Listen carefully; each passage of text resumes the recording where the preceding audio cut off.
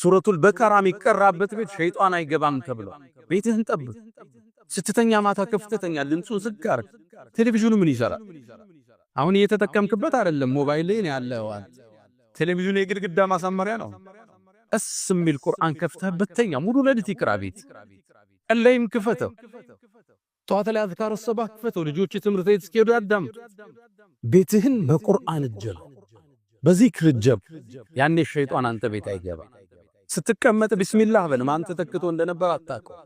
አልጋችሁን አራግፋችሁ ቢስሚላህ ብላችሁ ተኙ ተብለ በየቦታው የሚሰገድበት ዚክር ያለበት ቤት ሸይጣን አይገባም። አይንና ሳያጠቃ እንጂ ብዙ ሰው ሚዲያ ይወጣል በአላህ ጥበቃው ስለሚኖር ነው። ነብዩና አለይሂ ሰላቱ ወሰላም ቁረይሾች እኮ ይሄን ዳዕዋ ለመስበር በአይን ሊያስጓቸው እኮ ጥረዋል።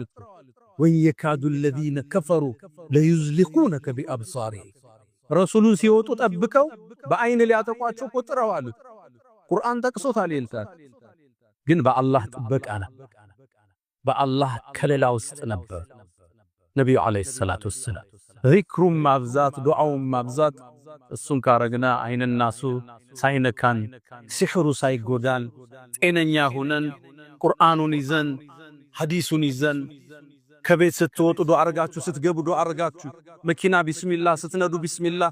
ነብዩ አለይሂ ሰላቱ ወሰላም ከቤት ሲወጡ ትላለች ኡሙ ሰለማ ወደ ሰማይ ይመለከቱና ቢስሚላህ በአላህ ስም ተወከልቱ ዐለላህ፣ በሱም ተደገፍ፣ ወላ ሐውለ ወላ ቁወተ ኢላ ቢላህ፣ ከሱጭ ኃይልም ብልሃትም የለም ይሉ ነበር።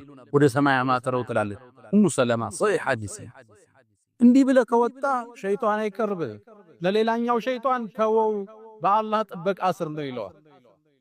እስልምና ችግር ነግሮ መፍትሄውን ሰጠ። የተጠቀመ ስኬታማ፣ ያመለጠው አዳለት።